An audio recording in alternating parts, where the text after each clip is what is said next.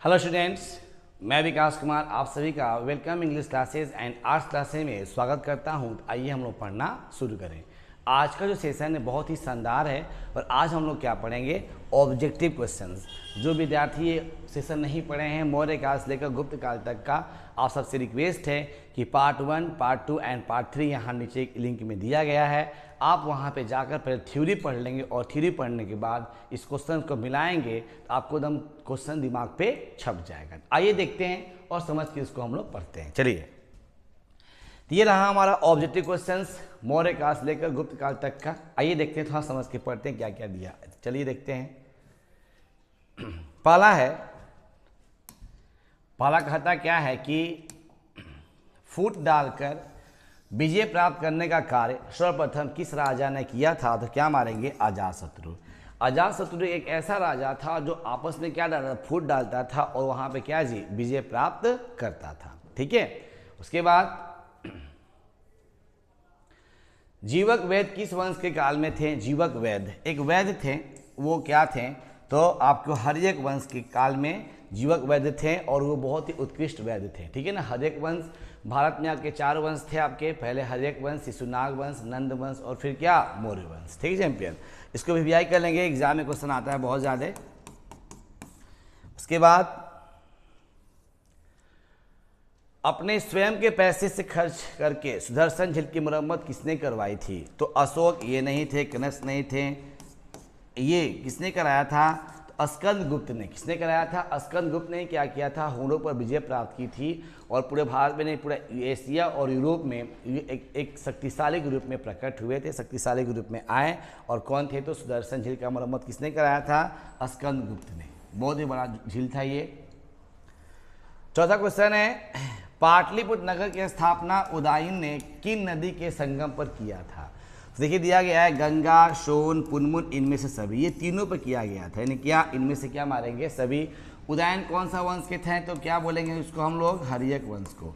और हर्यक वंश को एक और नाम से जानते, उसका नाम था पृथ्वी। आपका नाम था उसके पृथ्वीहंता वंश। पृथ्वीहंता वंश के नाम से भी हर्यक वंश को जानते थे। उसके बाद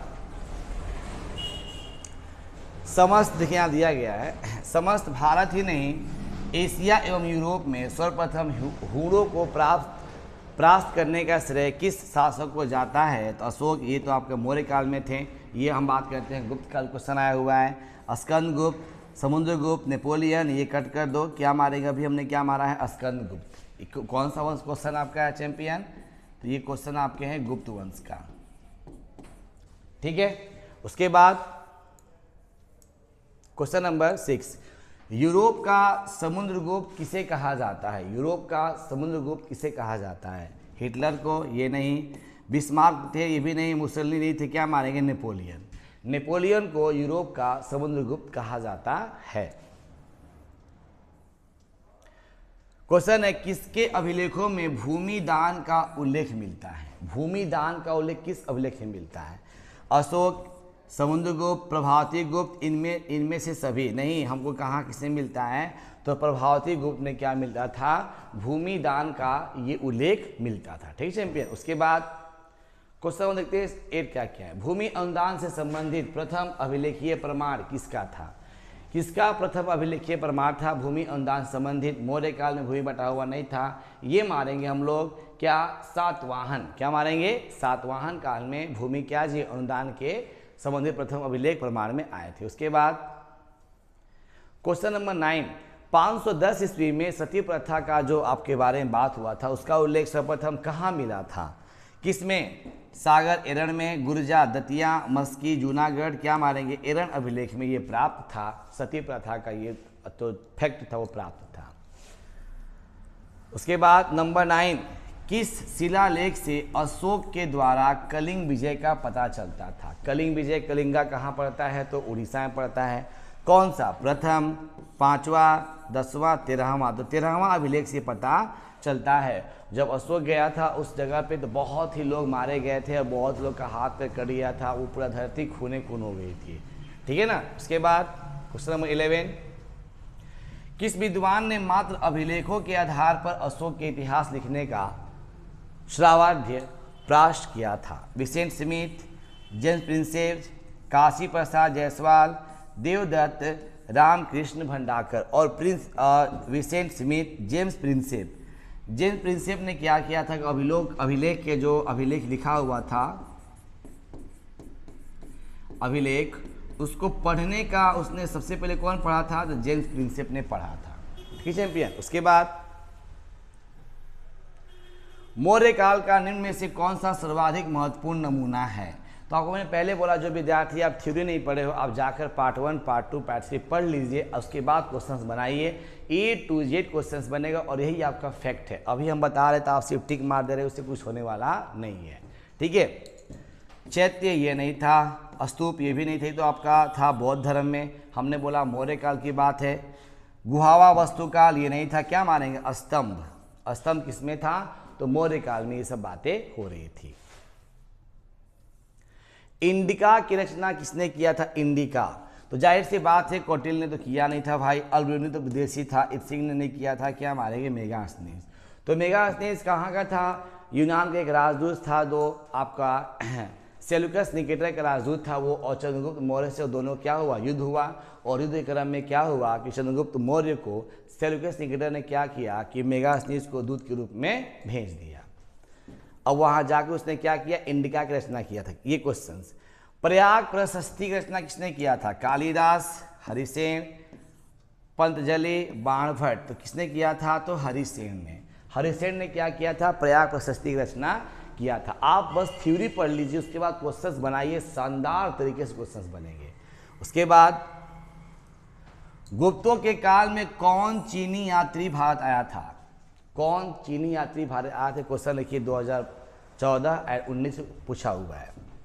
वेनसोंग, फाइयान, इत्सिंग और वांग हेन से। तो अब जाहिर से बात है, अब हम आपको दिखाते हैं, इसे कट करते हैं। ये कौन आया था? तो फाइयान आया था। गुप्तों के काल में चीनी यात्री फाइयान आया था। बहुत पूछता है एग्जामिनेशन में, VVI कर लेंगे, एग्जाम बहुत पूछता है। ठीक है। उसके बाद भारतीय इतिहास में कौन सा काल स्वर्ण काल के नाम से जाना जाता है? यानी क्या दिया? Which period of Indian history is known as the golden period? कौन सा काल इतिहास काल के नाम में जाना जाता है स्वर्ण काल के नाम से? मौर्य काल, गुप्त काल, मुगल काल, अंग्रेजों का काल। ही तो लूट लिया था ना अंग्रेज, वो कहाँ था? मुगल काल, वो भी उसको लूट लिया था। तो क्या मारेंगे हम लोग? गुप्तों के काल को भारत का स्वर्ण काल के रूप में जानते हैं। ये बताएं अभी आपको। देखिए बाबू प्लीज आपसे रिक्वेस्ट है, थ्योरी पढ़ लीजिए, थ्योरी पढ़ने के बाद बनाइए ना, आराम से बनेगा। उसके बाद अशोक का संबंध किस वंश से था? जाहिर से बात है, अशोक का संबंध कौन सा था? तो मौर्य वंश। सिंपल क्वेश्चन है। और मौर्य वंश, जाहिर सी बात है, मौर्य वंश संस्थापक कौन थे? चंद्रगुप्त मौर्य। उसके बेटे क्या नाम था? बिंदुसार। बिंदुसार बेटे क्या नाम था? अशोक। सुमिश्र, सुसीन था, एक का नाम अशोक, एक का नाम क्या था? सुसीन, ऐसे कुछ नाम था उसका। ठीक बाबू। उसके बाद कौटिल्य की कृति किसने किया था? कौटिल्य एक ग्रंथ है ना, उसने क्या किया था? सॉरी, कौटिल्य मतलब कि आपका था कि कृति है, क्या है? कौटिल्य एक मतलब कि आदमी है। कौटिल्य को हम लोग विष्णुगुप्त और चाणक्य के नाम से जानते थे। और क्या हुआ कि कहाँ पहले थे चाणक्य? तो आपके मौर्य, यानी क्या यानी कहने मतलब है क्या, आप पहले आपको कौन कौन सा वंश आया था? हर्यक वंश, शिशुनाग वंश, नंद वंश। तो नंद वंश का राजा था घनानंद। उसने क्या किया था? तो चाणक्य को अपने दरबार में से हटा दिया था। वही चाणक्य जाकर चंद्रगुप्त मौर्य से मिलकर क्या किए कि घनानंद को हरा दिए, और फिर क्या मौर्य वंश की स्थापना हो गई। अब यहाँ क्या मानेंगे? क्या किया था? तो अर्थशास्त्र रचना किया था कौटिल्य ने। उसके बाद मेगास्थनीज भारत में किसके दरबार में आया था? अभी मैंने बोला ना कि सेल्यूकस निकेटर का दूत था, चंद्रगुप्त मौर्य के दरबार में आया था। ये सब ऑप्शंस आपके गलत है।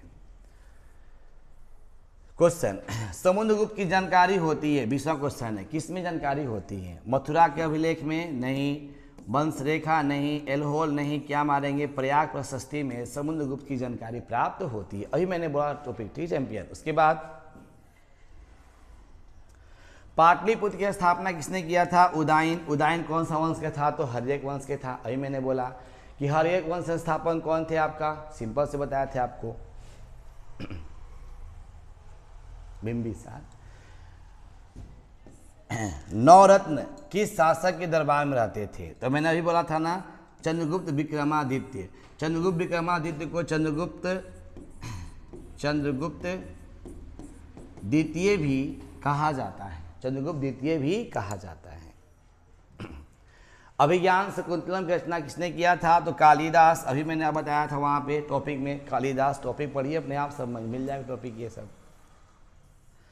प्रयाग प्रशस्ति का संबंध किस गुप्त शासक से था? समुद्रगुप्त। ये कहीं जाने वाला नहीं है, बड़ा पूछता है एग्जामिनर से, हमेशा पूछता है प्रयाग प्रशस्ति कौन सा गुप्त शासक था, तो क्या मारेंगे? समुद्रगुप्त। प्राचीन भारत के अभिलेखों की शुरुआत किस शासकों ने किया था?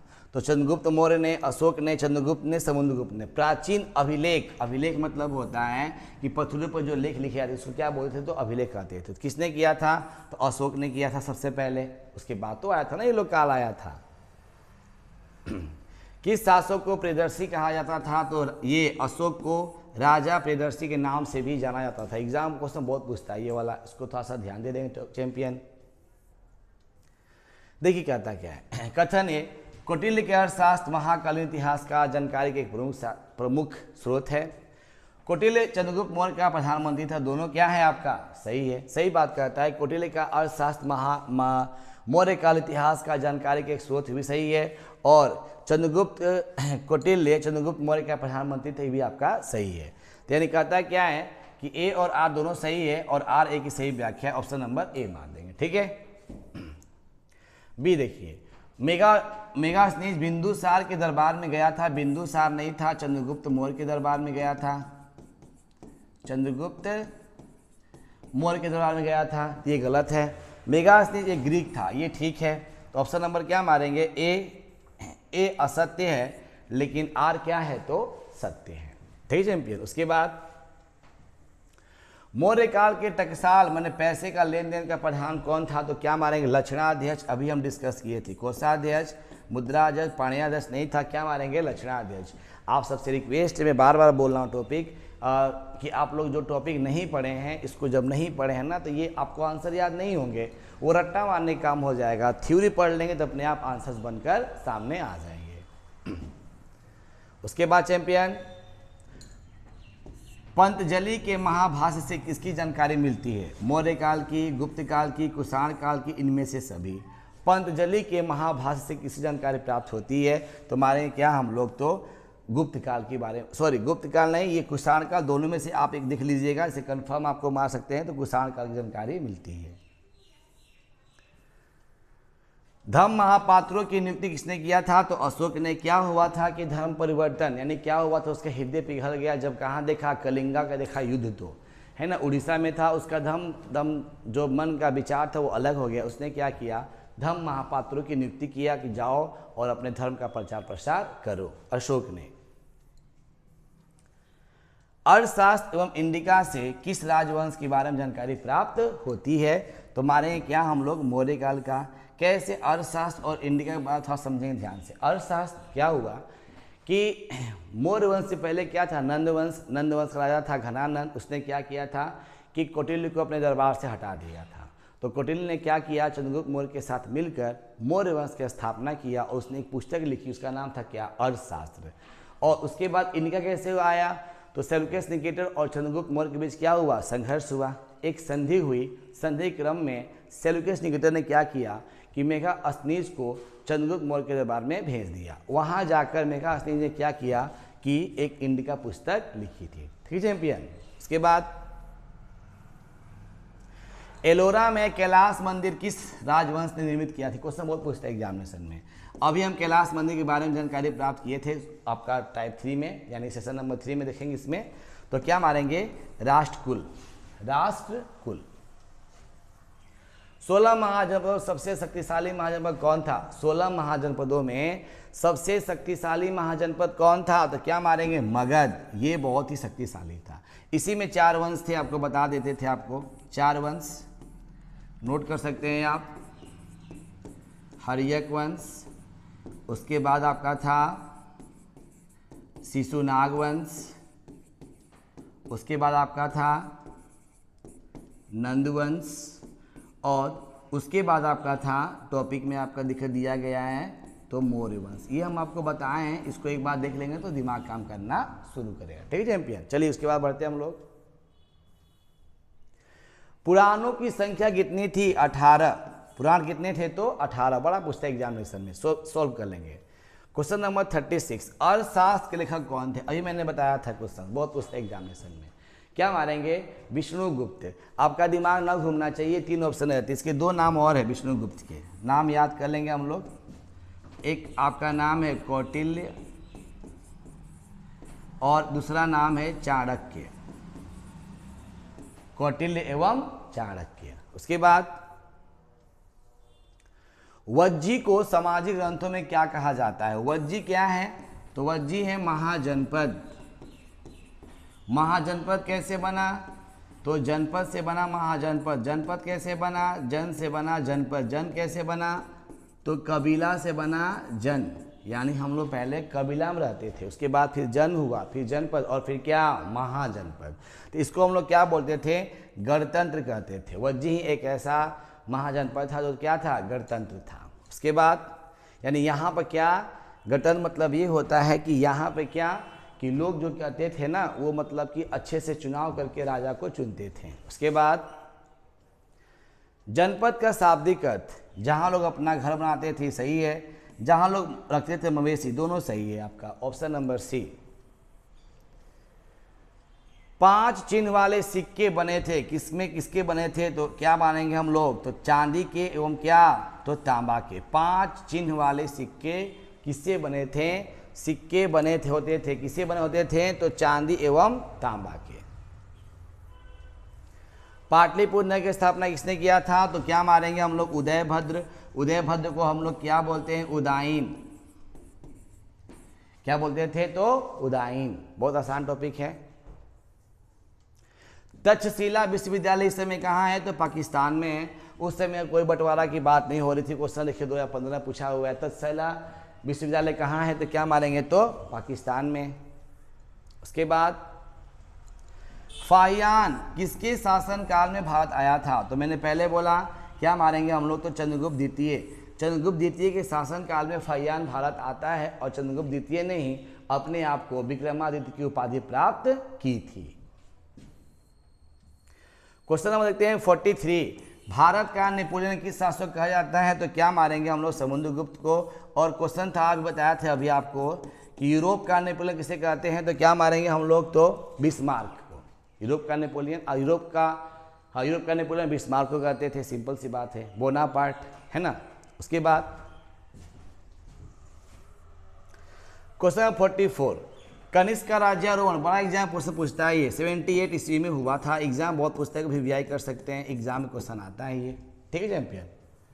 उसके बाद मौर्य साम्राज्य का प्रथम शासक कौन था? तो चंद्रगुप्त मौर्य था। आपको कितना बार क्वेश्चन कहा गया? क्वेश्चन बहुत पूछा है, देखिए ना सामने क्वेश्चन पूछे 21 में, 22 में, 23 में, बहुत क्वेश्चन पूछा है ये।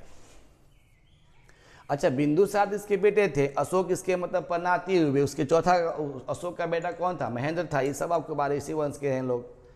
मेगास्थनीज कौन था? एक क्या था? राजदूत था जो सेल्यूकस निकेटर के दरबार में रहता था, है ना। उसके बाद धर्म नीति की शुरुआत सबसे पहले किसने किया था? अशोक ने। मैंने पहले बोला ये क्वेश्चन देखिए 19 में पूछा है, 22 में, 23 में, क्वेश्चन बड़ा पूछा है ये, ठीक है ना। किसने किया था? तो अशोक ने किया था। मौर्य साम्राज्य का तृतीय शासक कौन था? तो मौर्य साम्राज्य तृतीय शासक कौन था? चंद्रगुप्त मौर्य। जाहिर सी बात है कि चंद्रगुप्त मौर्य पहला था। उसके बाद दूसरा कौन हुआ? बिंदुसार। बिंदुसार बेटा कौन हुआ? अशोक। अशोक का बेटा कौन हुआ? महेंद्र। तो जाहिर सी बात है नंबर क्या मारेंगे? ए मारेंगे। नेक्स्ट, पाटलिपुत्र नगर की स्थापना कब किस नदी के संगम पर हुआ था? देखिए यहाँ पे ऑप्शन दिया, समझें ध्यान से। तो आपको मालूम होना चाहिए गंगा, यमुना, सरस्वती, ये नहीं था आपका। तो आपको जाने ध्यान से क्या मारेंगे? गंगा है, सोन है और पुनपुन, इस पे हुआ था। ये तीनों ऑप्शन आपके सही है। कलिंग की लड़ाई कब हुई थी? तो 261 में हुई थी। कलिंगा कहाँ पड़ता है? उड़ीसा में पड़ता है। क्वेश्चन नंबर 50 क्वेश्चन देख लेंगे, आराम से क्वेश्चन बनेंगे। मुद्रा राक्षस की रचना किसने किया था? विशाखदत्त ने। बड़ा इंपॉर्टेंट क्वेश्चन एग्जाम में आ जाता है। तो 1 से लेकर 51 तक क्वेश्चंस देख लिए, एक आध दो क्वेश्चंस और देख लेते हैं। मगध साम्राज्य की स्थापना किसने किया था? मगध साम्राज्य की स्थापना किसने किया था? बिंबिसार, अजातशत्रु, उदयन। ये मारेंगे क्या हम लोग? बिंबिसार ने क्या किया था? मगध साम्राज्य की स्थापना किया था। 52 क्वेश्चन हो गया। शक संवत, ये बड़ा पूछते एग्जामिनेशन में, क्वेश्चन 53। शक संवत है ना का आरंभ किसने किया था? तो क्या मारेंगे? शक संवत क्या मारेंगे? तो कनिष्क। यानी 1 से लेकर 53 तक क्वेश्चंस को हम लोग सॉल्व कर लिए। आप सबसे रिक्वेस्ट है इसको एक बार देखिए, समझिए, बनाइए और शानदार आंसर मिलाइए, शानदार क्वेश्चंस आपके बन जाएंगे। So thanks for watching this video. देखने के लिए आप सबको धन्यवाद। So thank you for all guys.